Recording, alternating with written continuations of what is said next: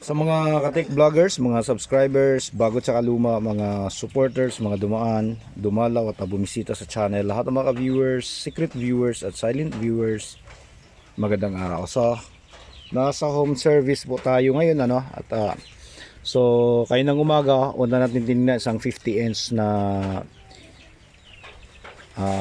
Smart TV at Extreme.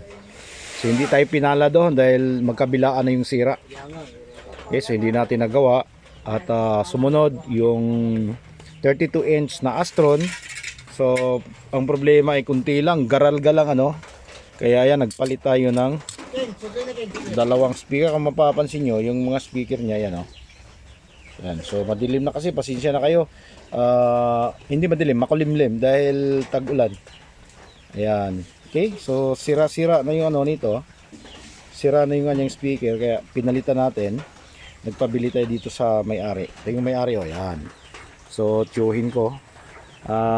Itong item na lahat tatlo, sa kanya lang to.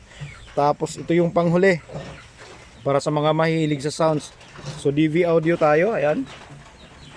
Okay, so 502 100 BT. Ayan. Ang complaint nito ay ayaw na gumana yung Bluetooth. So ginawa natin ano, so nagmalfunction yung kanyang decoder.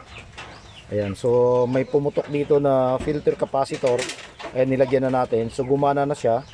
Kaso yung isang channel ay distorted at napakahina. Okay, kung magsusukat ka ng bias dito, itong side na to dito, wala kang bias na makukuha. Itong kabila normal. Tapos paminsan-minsan itong ano dito, tawag dito yung relay ay nagraratel. Ayan. So ito yung mga nakita nating problema, ayan, oh.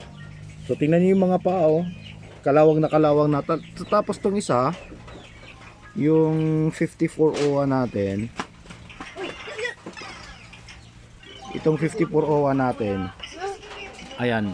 So open na yung kanyang base tsaka emitter. Yung base tsaka emitter open na. Yung base collector okay pa. Ayan. Tapos tingnan nyo naman yung mga capacitor, oh, yung mga paa. Ayan. Ayan. So ano na talaga. Grabe na yung mga ano nito, mga kalawang. Ayan. Kaya ito yung dahilan kung bakit mahina yung tunog. Tapos distorted siya, distorted at mahina. Kaya siya mahina, kaya siya distorted dahil kulang na siya, no? So walang bias dito. Itong ano na to. So ginawa natin, nagpalit tayo. Pinalit ito bago na yan.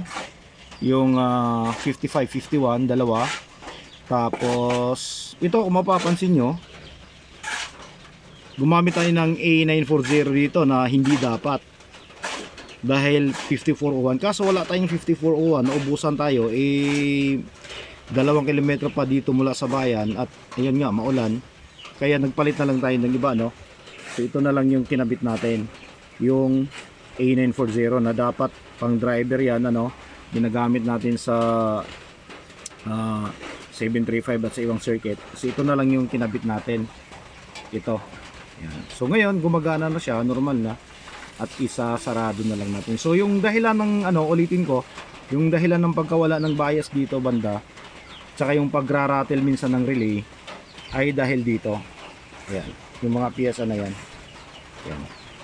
Okay, so hanggang dito na lang siguro tayo. Mahirap na medyo bigyan pa natin ng kumpletuhin natin yung detalye dahil naririnig nyo naman sa background natin, palakas na yung ulan at ano na rin,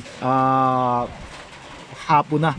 So hanggang dito lang siguro tayo. So maraming salamat. God bless at bye bye.